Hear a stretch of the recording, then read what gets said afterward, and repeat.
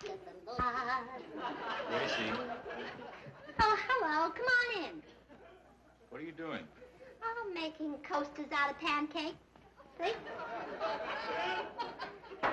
Where are you going, Blanche? Shopping? No. Gracie, did you say you were making coasters out of pancakes? Mm-hmm. Oh, well, I can't take all the credit. George suggested it. George did? Mm-hmm. I served him pancakes this morning. My mother's special recipe, you know. And he didn't even finish one. He said, you know, these are too good to eat. You ought to shellac them and use them as coasters. I should have been at the office long ago. Goodbye, beautiful. Goodbye, Harry. Don't forget, Blanche is pretty, too.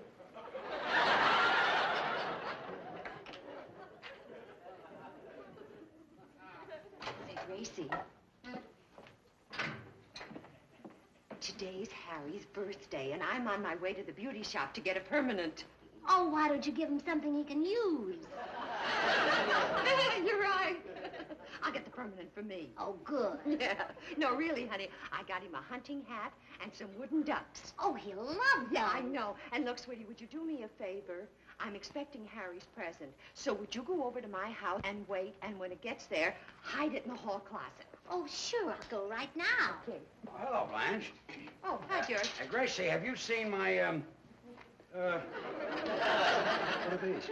The pancakes we had for breakfast, I made them into coasters. Oh, yes, remember? I remember. You did a nice little job there. Gracie, have you seen my new blue shorts? George, show them to me later. Blanche is here. No, I meant has Mr. Smith brought them back from the laundry? Back? Yeah. Oh, you just meant to have them washed. Well, of course. Well, I told him they were a gift. Gift? Well, that's what you said. You said when you give these to Mr. Smith, tell him to be careful of the buttons. Yeah, but I meant for Mr. Smith. Oh, and he is. He told me he's worn them 3 times and he hasn't lost one button.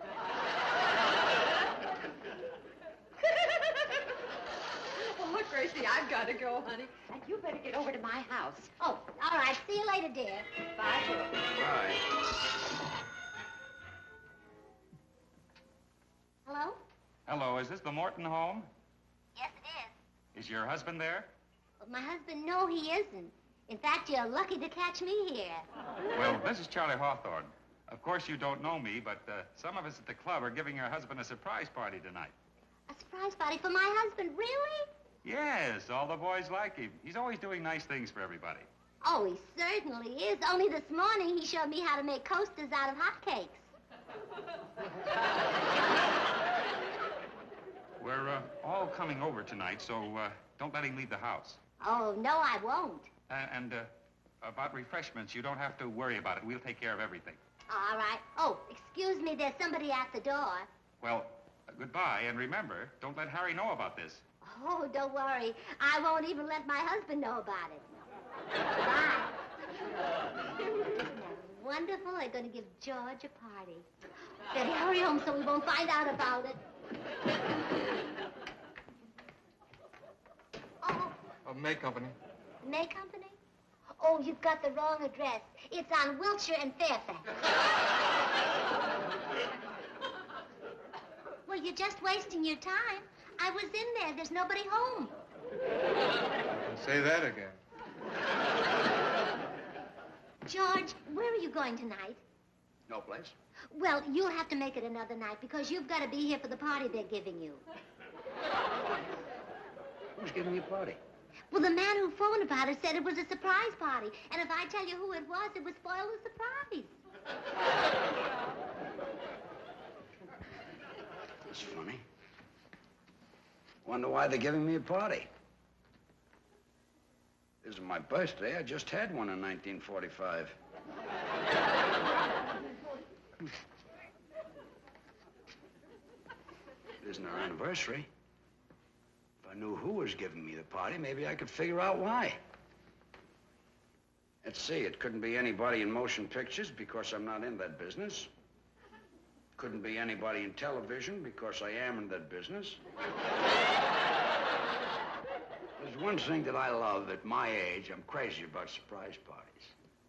A lot of people come that you don't know, and they mix with a lot more that you wish you didn't. They're happy and gay and eat your food and burn holes in the rugs and break the furniture, tear down the drapes. When the party ends, if the house is still standing, that's the surprise. We had a party here once that pretty near wrecked the place. And in the morning, Gracie and I came down to straighten things out. You know how you look in the overstuffed furniture to see if people dropped bobby pins and matches? I found Phil Harris. That was some party that night. About 12:30, I said I'd like to sing a few songs, and the guests formed a circle around the piano. By the time I broke through, I was too tired to sing.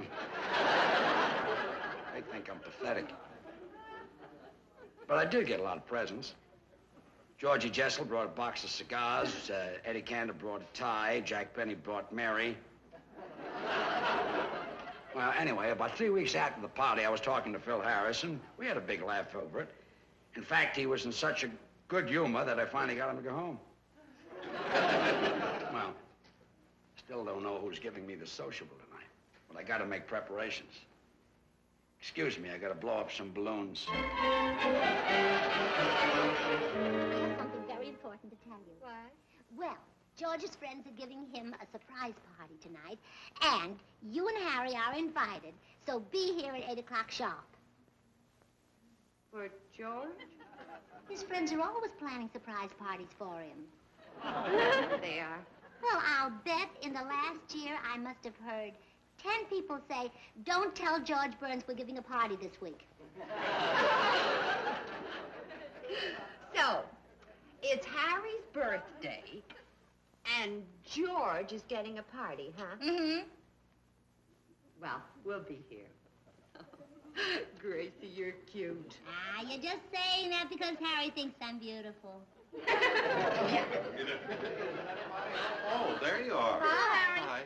Gracie, where is George? Out in the patio. Oh. I'll see you later, dear. All right. Bye. Harry, when you leave, would you mail this letter for me? It's to my mother. Oh, sure, I'd be glad to. Wait, Gracie, there's no stamp on this. Oh, that's all right. There's nothing inside. Forgot to ask Blanche what she's wearing tonight. Wait a minute, Gracie. You're sending your mother an empty envelope? Yes, it's just to cheer her up. You know, no news is good news.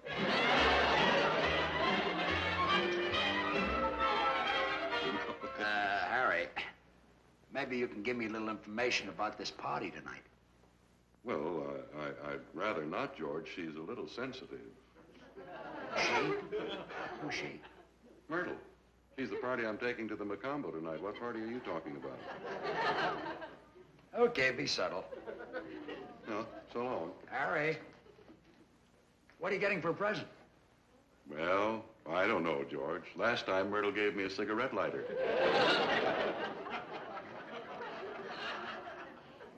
This party's like a wake. Everybody knows what's going on except the guest of honor.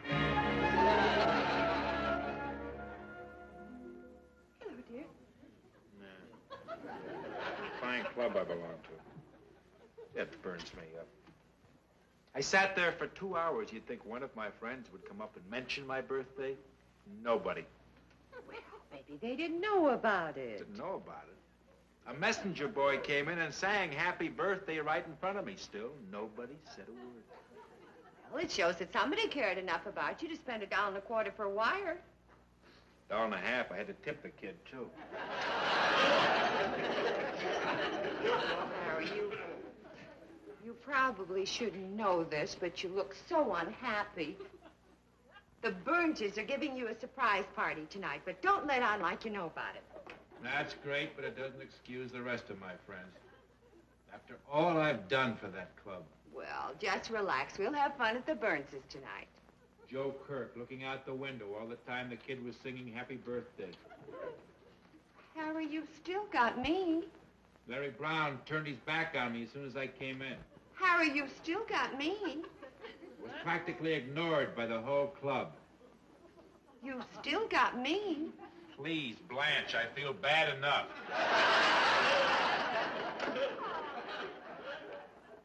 I called everyone I can think of, and nobody seems to know anything about my party. I just phoned Tony Morton. I said, Tony, have you heard I'm having a party tonight? He said, no hum of you, Buzz. So I did. And I phoned Jack Benny. I said, Jack, have you heard I'm having a party tonight?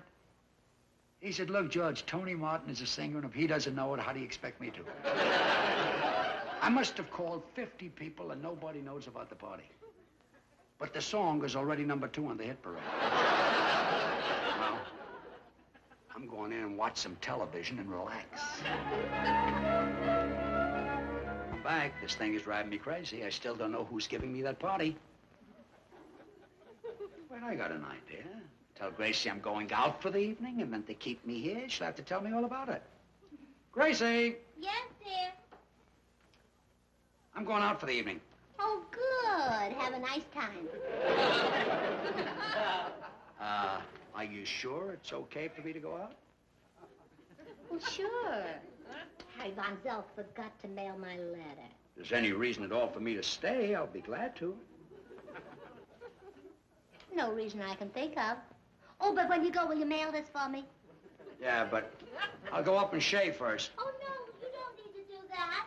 Wait till nobody's looking, then drop it in the mailbox and run.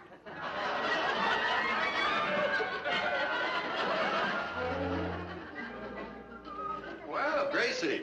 Oh, hello, Harry. I want to thank you for inviting me to the party tonight. I told Myrtle she's coming with me. Oh, good. Oh, Harry, will you help me get that sugar down, But please? I will. Thank you. I thought there might be something I could do to help you get ready. Oh, no, Harry. They're bringing all the refreshments. Oh. Say, but can you run down and get some place cards? Place card? Sure. Yeah. And try to get some place cards with the names already written on them. Huh? Well, I can't write the names on. I have no idea who'll be here. Oh, well, all right. I'll ask for some of the names already on. All right. Oh, Harry, sit down. Relax. What happened? I just remembered. You don't have to bother. George can get everything. Oh. He just told me he's going out for this evening. Wait a minute, Gracie. George can't go out. The party's for him. We've got to keep him here. Oh, I never thought of that. Oh, Harry, how can we keep him here? Well, we have to think of some way to... Huh? How about sleeping pills? Oh, no, Harry. If we'd sleep, we wouldn't think of anything.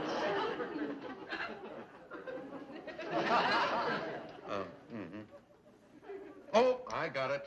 Why don't we do to George what we did to a friend of mine to be sure he'd be home when we gave him a surprise party? What did you do?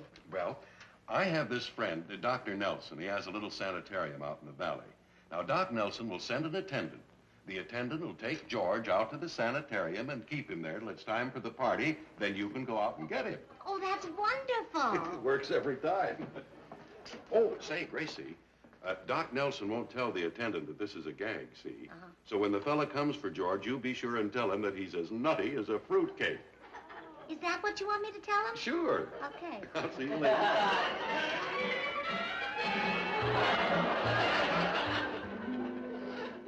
Harry, we've been talking for an hour. Okay, so they forgot your birthday. A year ago today, right after lunch, they gave me a party right in my own office. Oh, they pulled 1,000,000 gags on me. What laughs. Today, nobody even says happy birthday. Oh, cheer up, Harry. Maybe they haven't forgotten you. Maybe they just ignored it because they don't like you. Thanks, now I feel better.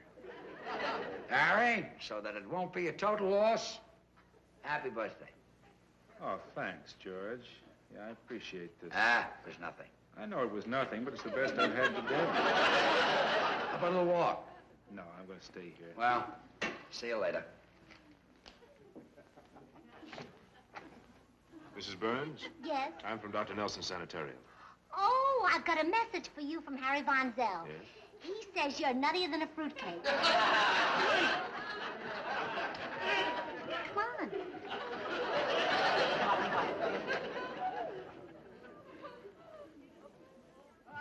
Well, where is he? He's out there. He's smoking a cigar. You can't miss him. He's got blue eyes, and he looks like any man who's just shaved so he can mail a letter. Must have been an airmail letter. He seems to have shaved the top of his head. Say, by the way, Aren't you from San Francisco? No. Are you sure? You're dressed just like the man who used to come and pick up my Uncle Harvey.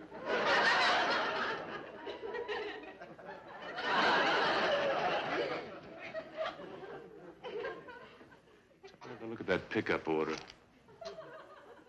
Yep. It says mail.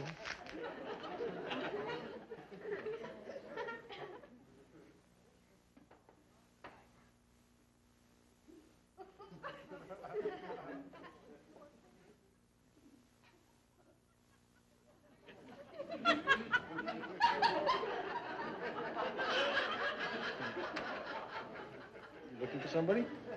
Yeah, I'm looking for someone to take a little walk with me. How about you? Me? Sure. Come on along. Where are we going? Well, I can't exactly tell you that. I get it. The boys at the club have cooked up something. Yeah, that's right. And they're all down there, too. We don't want to keep them waiting, do we? There's Napoleon, Julius Caesar, Nathan Hale. That Charlie Hawthorne, what a sense of humor. Yeah, Charlie's there, too. Hey, wait a minute, I got a great idea. Let's give Charlie and the other boys a laugh. Sure. It's a pair of handcuffs, huh? Yeah. Well, get them out. Get them out. Here. Put them on. See? Okay. Oh, this is going to kill him. Oh, it sure will. Here we go. Harry! Wonder where he is. Boy, is he depressed. He's not in the pool. I know what'll cheer him up. Tonight at the party, I'll fix him a nice big chocolate birthday cake. He loves chocolate.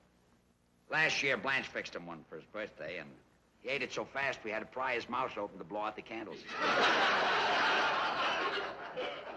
Still don't know who's giving me that party tonight.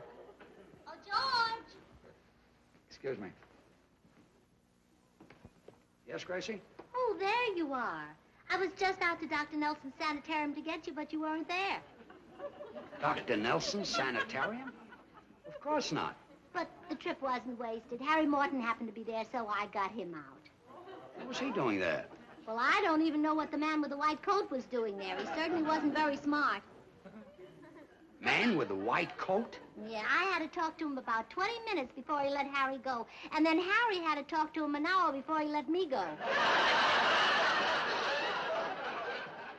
You had quite a hectic day. Yes, I did. And I had plenty of trouble with Herbert, too. Herbert? Yeah, the cab driver who drove me out to Dr. Nelson's place. Why didn't you take our car to the sanitarium? Well, there was nothing wrong with our car. I went out to get you. So you said. Anyway, that cab driver was certainly silly.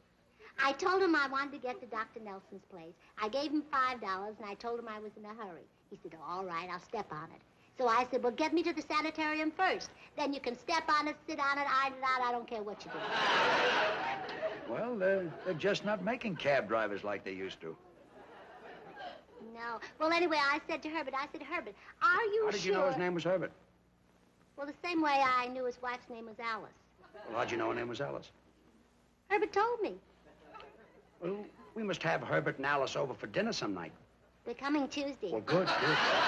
Well, anyway, I said to Herbert, Herbert, are you sure you know where Dr. Nelson's place is? And he says, oh, sure. In fact, this afternoon, I brought a man out there to get sobered up. And I said, well, I hope it worked. If it didn't, I better do the driving.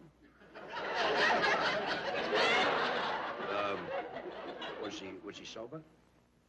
I don't think so. Otherwise, why did he keep seeing things? Herbert kept seeing things? Yes. I asked him why he was slowing down. He said, well, can't you see a school crossing? And it didn't? Never moved an inch. Well, then what? Well, we finally got to Dr. Nelson's place, and I got Harry out, and Harry got me out, and then we followed Alice. To get Herbert out? How did you know? Well, any man who couldn't see a school crossing is not too well. No. Well, I better go get dressed. I have a million things to do before the guests arrive. I'm dying to see who they are. Well, I don't know how you got to Dr. Nelson's, but it was just a good thing that Gracie was there to get you out. I was able to help her a little, too. Well, anyway, tonight we'll celebrate at George and Gracie's. We'll have a wonderful time. Oh, I'm going to get you birthday presents. Happy birthday to me. Happy birthday to me. Happy birthday, Harry Morton. Happy... Oh. Isn't that wonderful? Ah, it's great. That's from George. George, huh?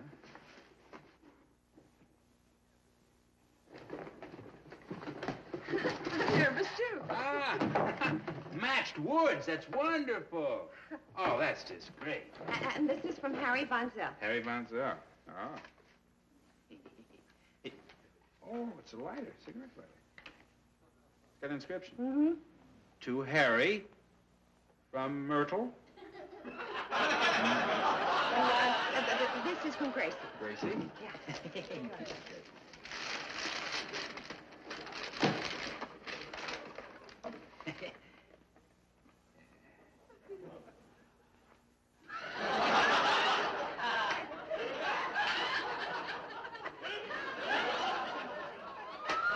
Isn't that clever? Just what I've always wanted. What is it? I don't know. Gracie told me they only had one left, and the clerk said they couldn't get any more. Yeah, and this is from me, Harry. Oh, Blanche. Happy birthday. Blanche.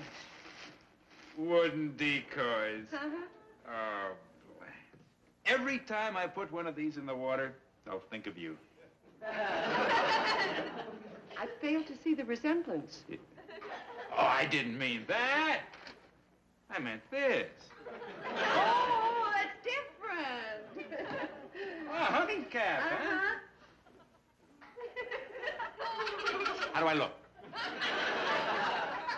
Wait, I'll throw a stick and you can run and fetch it. Come on, let's go. We gotta get over to that party. I don't want to miss it. No. I gotta go over there and act surprised. And don't forget.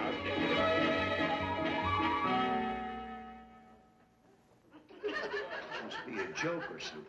It's 10 minutes after 11 and nobody is showing up. Gracie, this man that phoned that's giving me this party, what was his name? Charlie Hawthorne. Charlie Hawthorne. Charlie Hawthorne? He's the president of my club. This whole thing is beginning to make a little sense now. Hello? Hello? This is Harry Morton speaking. Harry, where are you? We've been waiting for you. We went to your house, but there was nobody there, so we started the party here at the club. Come on, get over here. Well, Charlie, I've got some people here. Well, bring them all over. Okay. Yeah, I'll be right over. Uh-huh. I knew the boys wouldn't let me down. Charlie Hawthorne's invited us all over to a party. Come on. Well, let's go. But I hope he gives you a better party than what he just gave George. Come on, Myrtle. Come on, let's go.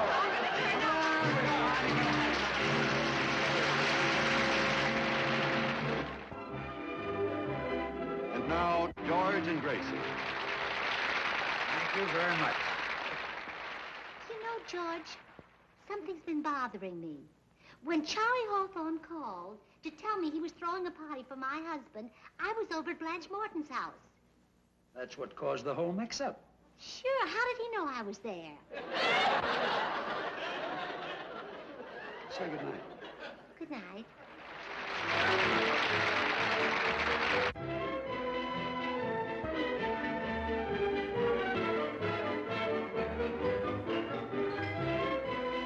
Appearing on tonight's show were Myron Healy as the attendant, Frank Gerstle as Charlie Hawthorne, and Dick Bowman as the delivery boy.